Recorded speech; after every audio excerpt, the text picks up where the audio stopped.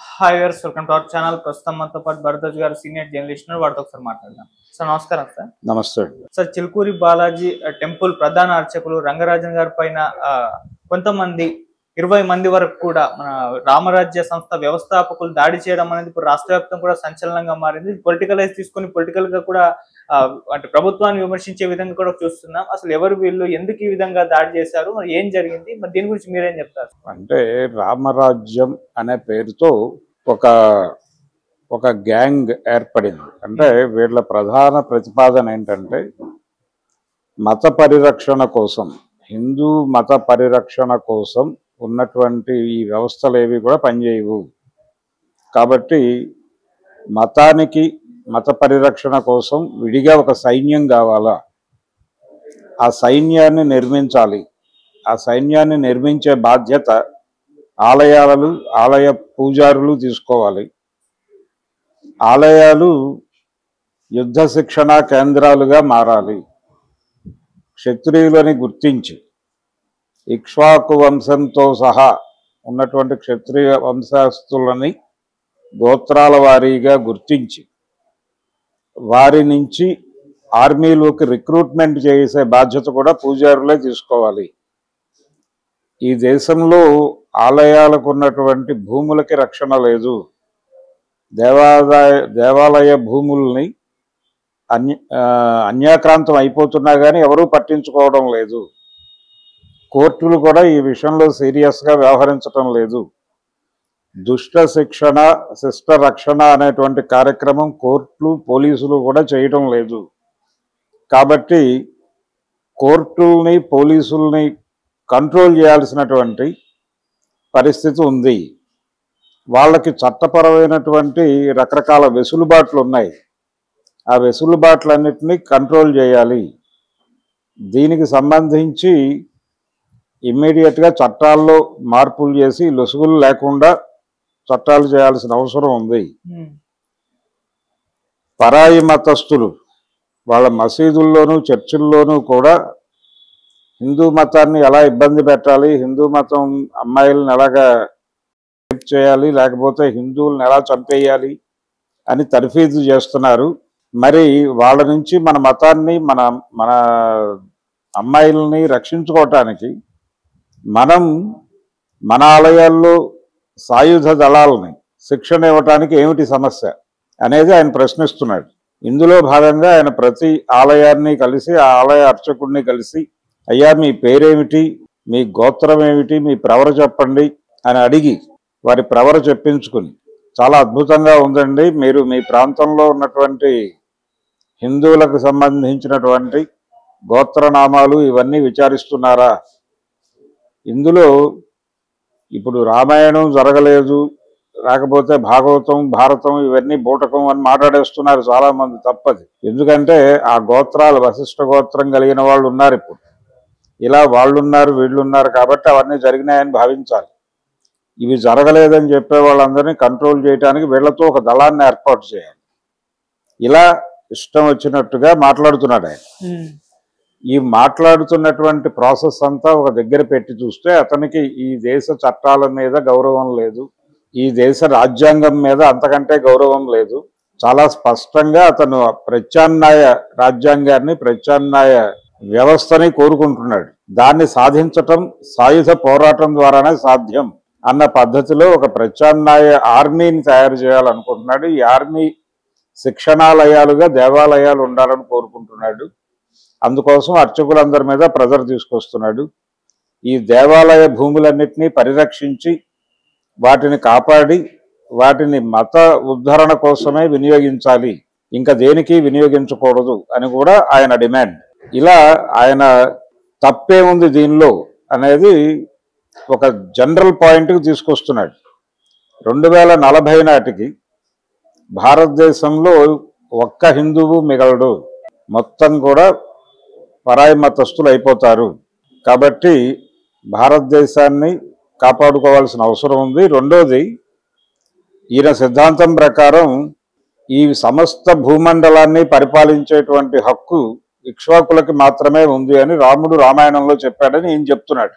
చెప్పి ఈ సమస్త భూమండలాన్ని అంటే టోటల్గా గ్లోబు అంటే చాలా సందర్భాల్లో అఖండ భారత్ అంటూ ఉంటారు. ఈ అఖండ భారత్ అంటే గ్లోబే అయి ఉండొచ్చు. ఈ సమస్త భూమండలం కూడా హైందవీకరణ చెందాలి అనే ప్రోగ్రాం కూడా ఉంది. అంటే టోటల్గా అన్ని మతాలని కంట్రోల్లోకి తీసుకొని లేకపోతే వాళ్ళ అందరినీ దునుమాడి హిందూ మతాన్ని విశ్వవ్యాపితంగా నిలబెట్టడం అనేది ప్రోగ్రామ్గా మేము రామరాజ్య సైన్యాన్ని ఏర్పాటు చేస్తున్నాం. చాలా క్లియర్గా చెప్తున్నాడు ఆయన. రామరాజ్య సైన్యాన్ని ఏర్పాటు చేస్తున్నాం, రామరాజ్యంలో పౌరసత్వం తీసుకోమంటున్నాడు. అది మామూలు పైత్యం కాదు. రామరాజ్యం అని భారతదేశంలోనే ఇంకొక ప్యారలల్ ప్రభుత్వం నడుస్తోంది. ఆ ప్యారలల్ ప్రభుత్వంలో సభ్యత్వం తీసుకోమని కాదు, పౌరసత్వం తీసుకోమని అడుగుతున్నాడు ఆయన. ఈ పౌరసత్వానికి ఏదో ఫీజు ఉంది, వాళ్ళకు ఒక పేజ్ ఉంది, రామరాజ్యం అనే పేజ్ ఉంది. ఆ పేజీలోకి వెళ్ళి మీరు పౌరసత్వం పొందటమే. ఇలా పొందటంతో పాటు మీరు ఆ ఆర్మీని పోషించటం మీ బాధ్యతగా తీసుకోవాలి. ప్రతి హిందువు తీసుకుని మీరు తినే అన్నంలో, ఇప్పుడు అదేదో కృష్ణ పాండవీయం సినిమాలో గాంధార రాజు పిల్లలందరినీ తీసుకొచ్చి దుర్యోధనుడు దానిలో పడేసి తన తల్లి గురించి వాళ్ళు నిజం దాచారు అనేటువంటి ఒక కారణం చేత వాళ్ళందరినీ తీసుకొచ్చి అక్కడ పడేస్తాడు. అందరికీ 100 మందికి కలిపి 100 మెతుకులు వేస్తాడు. ఆ 100 మెతుకులు అందరం ఒక్కొక్క మెతుకు తిని చచ్చిపోవడం ఎందుకు, అందరం కలిసి మన మెతుకులన్నీ కలిపి ఒకటికే పెట్టి ఆడిని బతికిద్దాం, వాడు దుర్యోధనుడిని చంపేవాడిగా తయారవ్వాలనే ఒక ప్రోగ్రాంలో వాళ్ళు శకునిని తయారు చేస్తారు. అందరూ చచ్చిపోయి మిగిలినట్టు వీడేం చేస్తాడని చెప్పి వాడిని బయటకు తీస్తే తన దగ్గరే పెట్టుకుంటాడు దుర్యోధనుడు. తన కుయుక్తులతో అతని మరణం అతనే తెచ్చుకునేలాగా ఏర్పాటు చేశాడు అనేది శకుని క్యారెక్టర్ డిజైన్. ఈ విధంగా ఇలాంటి సిద్ధాంతాలన్నీ చెప్తున్నాడు ఆయన. చెప్పి మీరు తిన్నా తినకపోయినా, ఇప్పుడు ఆ శకునిని బతికించడం కోసం వాళ్ళందరూ మెతుకులు త్యాగం చేసినట్టుగా మీరు తిన్నా తినకపోయినా మీ అన్నం, మీరు వండుకున్న అన్నంలో ఒక ముద్ద మీరు తిని మిగిలినవి ఆ సైన్యానికి పెట్టండి. మీరు సంపాదించిన డబ్బుల్లో మేజర్ షేర్ దానికి ఇవ్వండి. అలా ఇవ్వటం ద్వారా మనం హిందూ మతానికి ఒక సైన్యాన్ని తయారు చేసుకుని మన మతాన్ని మనమే రక్షించేసుకుందాం, పరాయి మతాలని దునుమాడుదాం. ఇది ప్రోగ్రాం. సో భారతదేశంలో మత యుద్ధ ప్రేరేపణ చేయటంలో భాగంగా ఈయన చాలా ఆలయ అర్చకుల్ని కలిశాడు. బాపట్లలో ఉన్నటువంటి అర్చకుల్ని కలిశాడు, పిఠాపురంలో ఉన్నటువంటి అర్చకుల్ని కలిశాడు. అలాగే ఈ ధార్మిక సమావేశాలు జరిగే చోటుకి వెళ్ళి మైక్ అడుగుతాడు ఆయన. ఎవరు? ఈ రాఘవరెడ్డి అనేటువంటి ఆయన అక్కడ మైక్ అడిగి ఆ మైక్ తీసుకుని ఆయన ప్రవచనం చెప్తాడు. ఆ ప్రవచనం చెప్పేసి అలా వాళ్ళకి ఇదే ప్రోగ్రాం ఆయన. మేజర్గా ఒకటి, భారతదేశంలో హిందూ మత పరిరక్షణ కోసం చట్టాలు లేవు ప్రత్యేకంగా, కోర్టులు పోలీసు వ్యవస్థ మనని కాపాడదు, మన భూముల్ని కాపాడదు, మనకి ఏ అన్యాయం జరిగినా వీళ్ళెవరూ న్యాయం చేయరు. కాబట్టి మన న్యాయము, మన వ్యవస్థలు మనమే ఏర్పాటు చేసుకోవాలి, మన ప్రభుత్వం మనమే ఏర్పాటు చేసుకోవాలి, మన రాజ్యం రామరాజ్య స్థాపన కోసం మనం ప్రయత్నం మనమే చేయాలి. అందుకని మనందరం కూడా రామరాజ్యంలో పౌరసత్వం తీసుకోవాలి. ఇది ప్రోగ్రాం. ఇదే మాట్లాడతాడు ఎక్కడైనా. ఇది ఆయన గొడవ. ఈ గొడవలో భాగంగా ఆయన వీరిని కలిశాడు, రంగరాజన్ పరిస్థితి ఏమిటంటే, చిలుకూరు ఆలయానికి ఒక ప్రత్యేకత ఉంది. ఆ ప్రత్యేకత ఏంటంటే, దాదాపుగా ఎండోమెంట్ డిపార్ట్మెంట్ కిందకి దేవాలయ ఆస్తులు వెళ్ళటాన్ని వీళ్ళు వ్యతిరేకిస్తారు.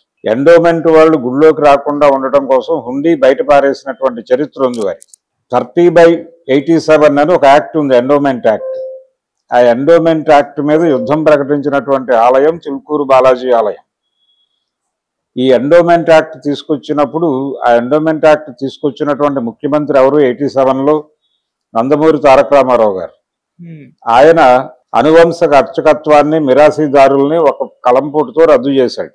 అంటే ఆలయ అర్చకుడు కుమారుడే ఆలయ అర్చకుడు కావాలి అని ఉండేది, అనువంశక అర్చకత్వం అంటారు. దాన్ని తీసేసి వాళ్ళకు కూడా రిటైర్మెంట్ పెట్టాడు. ఈ 55-58 ఏళ్లకు మీరు రిటైర్ అయిపోయి ఇంటికి వెళ్ళిపోవటమే, వేరే వాళ్ళు అర్చకుడుగా వస్తారు. ఆ రిక్రూట్మెంట్ వ్యవహారాలన్నీ మేము చూసుకుంటాం. అలాగే దేవాలయ భూములన్నీ కూడా దేవాదాయ శాఖ కంట్రోల్లో ఉంటాయి. వాటిలో వచ్చినటువంటి ఆదాయంలో గుళ్ళని చూస్తూనే ప్రజలకి కూడా సంక్షేమం అందించడానికి ఈ నిధులు వాడతాం.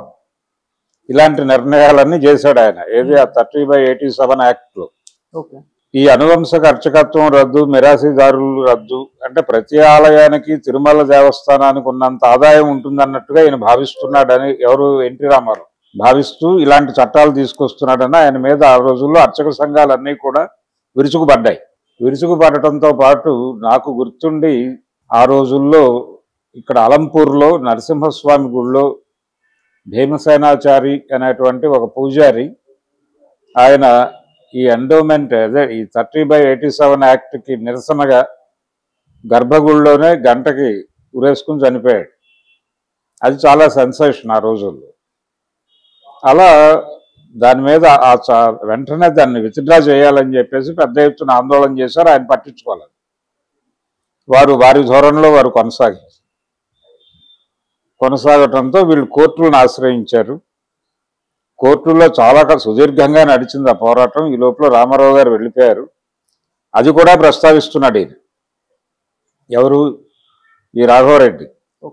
ఎన్టీ రామారావు గారు అవన్నీ చేయబట్టే ఆయనకు అలాంటి మరణం సంప్రాప్తించింది అని కూడా ఒక వీడియోలో వారు ప్రవచించారు. ప్రవచిస్తూ అదే రామారావు గారి యాక్ట్కి వ్యతిరేకంగా యుద్ధం ప్రకటించినటువంటి చిలుకూరు బాలాజీ టెంపుల్ మీద ఈయన యుద్ధం ప్రకటించాడు. ప్రకటించి ఆయన డిమాండ్ ఏమిటి? నువ్వు ఇమ్మీడియట్గా రామరాజ్యంలో సభ్యత్వం తీసుకొని నీ ఆలయాన్ని సైన్యాన్ని తయారు చేయటానికి ఒక యుద్ధ రంగానికి తర్ఫీదు చేసేటువంటి యుద్ధ విద్యలు నేర్పే ఒక ఆలయంగా, ఒక శిక్షణాలయంగా, యుద్ధ విద్యల శిక్షణాలయంగా నీ ఆలయాన్ని మార్చేయి. నువ్వు ఈ ప్రాంతంలో ఉన్నటువంటి సుక్షత్రియులను గుర్తించు గోత్రనామాలతో. నీకు తెలుసా ఆ ప్రోగ్రాం ఉందా? ఇవన్నీ అడిగాడే దానిలో ఇంట్రాగేషన్ బయటకు వచ్చిన వీడియోలో. నీకు అసలు ఈ దృష్టి ఉందా? ఇక్ష్వాకు వంశస్థులు ఎవరో తెలుసా నీకు? మీ ఏరియాలో ఉన్నారా? కనిపెట్టావా? గోత్రనామాల ప్రకారం వెరిఫై చేస్తున్నావా? ఇదంతా పురోహితుడిగా నీ బాధ్యత, అర్చకుడిగా. ఆ బాధ్యత వదిలేసి ఇంకేదో మాట్లాడతావేంటి? నువ్వు కోర్టుల్లో కేసులు వేసానంటావేమిటి? కోర్టుల్లో దుర్మార్గంగా వ్యవహరిస్తాయని నీకు తెలీదా? కోర్టులు కాదు మనది ప్రత్యామ్నాయ వ్యవస్థ కదా. ప్రత్యామ్నాయ వ్యవస్థ నిర్మాణానికి నువ్వు సహకరించవేంటి అని ఆయన మీద చాలా సీరియస్గా దాడి చేసి కొట్టినంత పని చేశాడు. ఆయన కొట్టాడు కూడా. వాళ్ళ అబ్బాయిని కూడా కొట్టాడు. ఆయన కింద కూర్చుని ఉంటే మోకాళ్ళ మీద కుర్చీలో కూర్చుని గదమాయించాడు. దౌర్జన్యం చేశాడు. దీన్ని ఖండించాలా అంటే ఖండించాల్సిన అవసరం ఏం లేదు.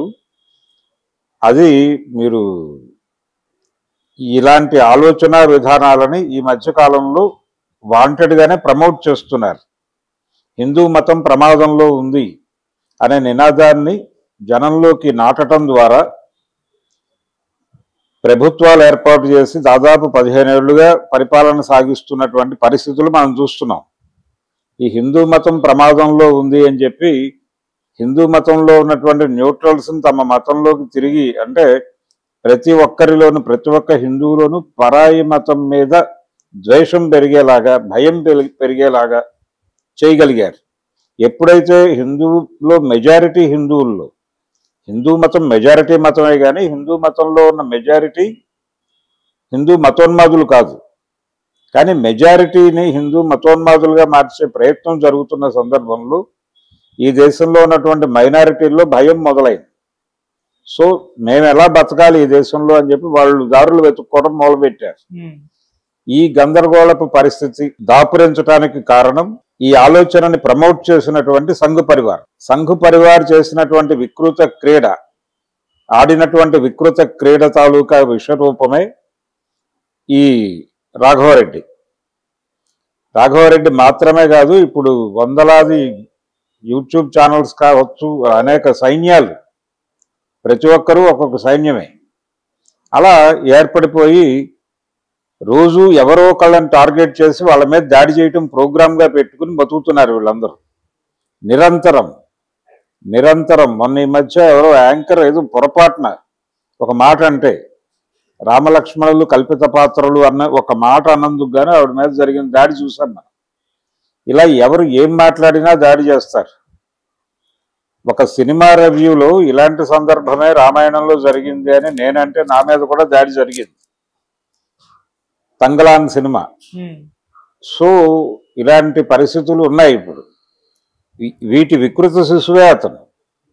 ఇప్పుడు అది వాళ్ళ ఇంటర్నల్ వార్గా మారిపోయి ఇప్పుడు మనం స్ట్రెంగ్థెన్ అవ్వాలి అనే ప్రోగ్రాంలో భాగంగా ప్రతి ఆలయాన్ని సైనికాలయంగా మార్చండి, సైనిక శిక్షణాలయంగా మార్చండి అనే దీనిలో ఉన్నాడు. ఇది పైకి కనిపిస్తున్నటువంటి గొడవ, కానీ దీని వెనకాల ఇంకో గొడవ ఉందనేది నా డౌట్.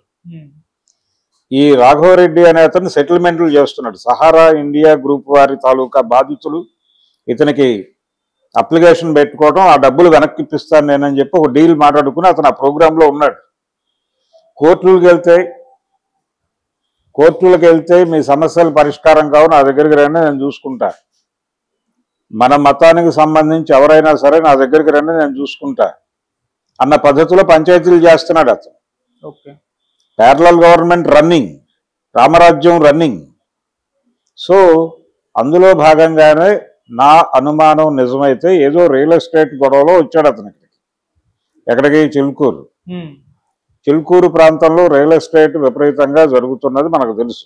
ఇతను రెడ్డి అక్కడ దీనికి సంబంధించిన వ్యవహారం ఏదో ఉండి ఈయనని కంట్రోల్లో తీసుకోవటం అనే ప్రోగ్రాంలో భాగంగా కూడా ఆయన దింపు ఉండొచ్చు ఈ రాఘవరెడ్డిని. వీరి జనరల్ ప్రోగ్రాంలో భాగంగా కూడా ఈయన ఇన్వాల్వ్ అయి ఉండొచ్చు.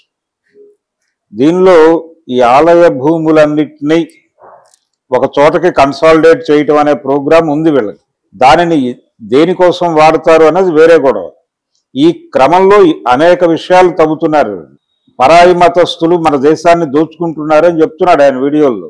అక్కడ శిక్షణ ఇస్తున్నారు వాళ్ళ ప్రార్థనా మందిరాల్లో, వాళ్ళు వాంటెడ్గా జనాలకి తర్ఫీదు ఇస్తున్నారు, మనం ఇవ్వటం లేదని చెప్తున్నాడు. ఇది కన్విన్సింగ్ గానే ఉంటుంది చాలా మందికి. ఆయన మాట్లాడిన అర్చకులు కూడా కన్విన్స్ అయిపోతున్నారు. ఆ వీడియోలు కూడా ఉన్నాయి అతని పేజీలో. నిజమే, ఇలాంటి ఒక సైన్యం ఉండాలని ఒక ఆయన మాట్లాడటం విన్నా నేను స్వయంగా. అది పరిస్థితి. సో చాలా ప్రమాదకరమైనటువంటి ఒక హిందూ ఉగ్రవాద సంస్థని ఆయన రూట్ చేస్తున్నాడు, ప్లాంట్ చేస్తున్నాడు. ఈ ప్లాంట్ చేయటానికి ఆయనకు చాలా పెద్దల ఆశీస్సులు ఉండాలి. ఈ రోజున ఏదో ఖండిస్తున్నట్టు మారుతున్నాడు. సీరియస్గా ఇప్పటి వరకు భారతీయ జనతా పార్టీ కానీ మరొకళ్ళు అంటే సంఘ పరివార్ నుంచి ఒకళ్ళు ఇద్దరు స్పందించారు అలా కాదు అని. కానీ ఇది ఇలా జరుగుతుంది, దీన్ని మనం ఏదో ఖండించాలని వాళ్ళు అనుకోవడం లేదు. అరెస్ట్ అయ్యాడు, ప్రస్తుతం ఆయన జైలుకి వెళ్ళాడు. హైదరాబాద్లోనే చెంచల్గూడకు పంపించినట్టున్నారు. 14 రోజుల రిమాండ్ విధించారు. ఇది పరిస్థితి. సో చాలా ప్రమాదం జరగబోతోంది. ఈ దేశంలో మైనారిటీలను టార్గెట్ చేస్తున్నాడు. మైనారిటీలను టార్గెట్ చేయటము, వాళ్ళని సరెండర్ చేసుకోవటము ఈ ప్రోగ్రాం అంటే అసలు గ్లోబే, అఖండ భారత్ అంటే గ్లోబే అని చెప్తున్నాడు ఆయన స్పష్టంగా. ఇక్ష్వాకులు పరిపాలించాలి. ఇప్పుడు అతని పరిస్థితి ఏంటి? ఇప్పుడు అమెరికా ప్రెసిడెంట్ ట్రంప్ గారి పరిస్థితి ఏంటి? వారు భారతీయులను ఇక్కడికి పంపించడం అసలు ఆయనే సరెండర్ అవ్వాలి కదా, ఆయనకే బేడీలేసి ఇక్కడికి తీసుకురావాలి కదా అనే మూడ్లో ఉన్నాడు ఆయన. ఈ గ్లోబ్ మొత్తం కూడా హిందూ మతం వర్ధిల్లాలి, హిందూ సింహం మేలుకొంది, ప్రపంచం మొత్తాన్ని తన కంట్రోల్లో తీసుకోబోతోంది అని బెదిరిస్తున్నాడు ఆయన. అయితే ఇదంతా ఎందుకు చేస్తున్నాడు అనేది మాత్రం దాని వెనకాల ఆర్థిక ప్రయోజనాలు ఖచ్చితంగా ఉన్నాయి. ఆస్తుల యుద్ధాలు ఉన్నాయి. ఎవరు ప్రేరణతోనే వచ్చాడు అతనికి. ఆ దాడి వెనకాల ఉన్నటువంటి విషయాలు ఏంటనేది పరిశీలించాల్సిన అవసరం ఉంది. కానీ ఆయన మాట్లాడటానికి సిద్ధంగా లేడు. ఎవరు? దాడికి గురైనటువంటి వ్యక్తి రంగరాజన్ పోలీస్ కంప్లైంట్ ఇచ్చాడు తప్ప ఏం జరిగింది అని బయటకు వచ్చి చెప్పడానికి సిద్ధంగా లేడే. దీని వెనకాల ఆర్థిక ప్రయోజనములు కలవు. ఆయన ఓపెన్గా ఎన్ని డబ్బులు అడిగాడు, అది కారణం కావచ్చు. నువ్వు డబ్బులు పోగేసి ఇవ్వాలి రామరాజ్యానికి అని కూడా అడిగి ఉండొచ్చు. ఈ ఏరియాలో సెటిల్మెంట్లు చేస్తాను, క్లయింట్లని ఇవ్వు అని అడిగి ఉండొచ్చు. దానికి ఆయన తిరస్కరించి ఉండొచ్చు, అందుకని కొట్టుండొచ్చు. నువ్వు ఏజెంట్గా వ్యవహరించు హైదరాబాద్ ఏరియాలో, లేకపోతే తెలంగాణకు బాధ్యత తీసుకు. పౌరసత్వాలు ఇస్తున్నాడు ఆయన, పౌరసత్వాలు సిటిజన్షిప్లు ఇస్తున్నాడు రామరాజ్యంలో. ఏది? విజయవాడ, హైదరాబాదు, కరీంనగర్, అనంతపురం ఇవన్నీ రామరాజ్యంలో ఉన్న ఊళ్ళే. మీరేదో భారతదేశంలో ఉన్నాయని అనుకుంటున్నారు అమాయకంగా. ఢిల్లీ కూడా రామరాజ్యంలో ఉంది. ఆ విషయం మోడీకి తెలుసో తెలీదో మనకు తెలియదు. మోడీ పౌరసత్వం తీసుకున్నాడో లేదో తెలియదు. రామరాజ్యంలో తీసుకోవాలి. మోడీ కూడా ఇతని కంట్రోల్లోకి రావాల్సినటువంటి అవసరం ఉందని చెప్తున్నాడే. అంటే ఆ మధ్య కాలంలో ఆయన అంటే ఒక చట్ట సవరణ చేసే ప్రయత్నం చేశారు మోడీ గారు. దాన్ని సుప్రీంకోర్టు న్యాయమూర్తులు అడ్డుకున్నారు. అదేమిటి? న్యాయమూర్తుల్ని కూడా విచారించే హక్కు ఉండాలి అనేది ఏదో దానికి సంబంధించిన ఒక ప్రతిపాదన చేశారు. దాన్ని వద్దన్నారు, ఆగింది. ఇప్పుడు ఇతను అదే కోరుతున్నాడు. న్యాయమూర్తులు, పోలీసు వ్యవస్థ వీళ్ళందరూ కూడా దుష్ట శిక్షణ శిష్ట రక్షణ మానేసి శిష్ట శిక్షణ దుష్ట రక్షణ చేస్తున్నారు. కాబట్టి ఆ వ్యవస్థల్ని కంట్రోల్, అతని ప్రోమోలో కూడా పోలీసులు కోర్టులే టార్గెట్, పోలీసులు కోర్టులు టార్గెట్గా రాజ్యాంగం మీద దాడి, ఇది ప్రోగ్రామ్. సో రామరాజ్యంలో ప్రతి ఒక్కళ్ళు పౌరసత్వం తీసుకోవాలని చాలా చెలరేగి మాట్లాడుతున్నాడు ఆయన. ఈ రామరాజ్యంలో పౌరసత్వం తీసుకొని దాని ఏజెంట్గా వ్యవహరించి పాలకుడిగా అని చెప్తున్నాడు ఆయన. తెలంగాణ పాలకుడిగా వ్యవహరించడానికి రంగరాజన్ గారు సహకరించకపోవడం వలన ఈ దాడి జరిగి ఉండొచ్చు. లేదు, ఈయనకు ఆల్రెడీ తెలంగాణలో ఎవరో హోప్ కలిగించి ఇదిగో ఈ డిస్ప్యూట్ ఉంది ఈ ఆలయంతో అని చెప్పి ఆ పని మీద దిగి అందులో భాగంగానే ఇందులోకి ఇరికించి కూడా కొట్టి ఉండొచ్చు. ఇలా 100 కోణాలు ఉన్నాయి దానిలో. అంటే అతని చరిత్ర చదివితే, చరిత్ర చూస్తే చాలా ప్రమాదకరమైన వ్యవహారం జరుగుతోంది. ఆయన రంగరాజన్ మీద దాడి చేశాడు, దాన్ని పట్టించుకోవాలని నేను అంటం లేదు. కానీ ఇది చాలా, ఈ ధోరణి ప్రమాదకరం. ఈ ధోరణి మీద సమాజం అప్రమత్తంగా ఉండాల్సిన అవసరం ఉంది. సమాజం ఇలాంటి వాళ్ళ పట్ల అప్రమత్తంగా ఉండాల్సిన అవసరం ఉంది. ఇప్పుడు యూట్యూబ్లో ఒక వీడియో చేస్తే వెంటనే ఫోన్లు వస్తాయి.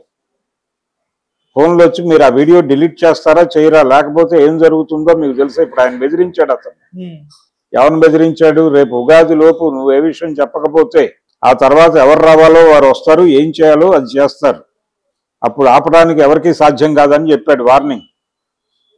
ఎవరు? ఈ రాఘవరెడ్డి. అదే వార్నింగ్ ఇస్తున్నారు వాళ్ళు ఫోన్లలో. ఎవరైనా హిందూ మతం మీద కానీ లేదు వాళ్ళ సంస్థల మీద కానీ వాళ్ళు చేసే అరాచకాల మీద కానీ, ఇప్పుడు మొన్న ఏమమ్మాలో కూడా వాళ్ళే చెప్తున్నారు బుక్ షాపుల్లో. ఇప్పుడు రాఘవరెడ్డి మీద మాట్లాడుతున్నారు అందరూ. అబ్బాయి అతను మా ఎలిమెంట్ కాదని మాట్లాడే ప్రయత్నం చేస్తున్నారు ఈ హిందూ దుకాణాలన్నీ. మొన్న బుక్ ఎగ్జిబిషన్లో వీక్షణం స్టాల్ మీద దాడి జరిగింది కదా. దాడి అంటే వాళ్ళు వచ్చి వాగ్వాదానికి దిగారు. ఇవెందుకు అమ్ముతున్నావు అన్నారు. ఇవెందుకు అమ్ముతున్నావు అని అడిగే లెవెల్కి వెళ్ళారంటే, విశాలాంధ్ర మీద దాడి జరిగింది మన తిరుపతిలో. విశాలాంధ్ర వాళ్ళ షాప్లోకి వెళ్ళి పుస్తకాలు ఎందుకు అమ్ముతున్నావు అని ఘర్షణ పడి దాడి చేశారు.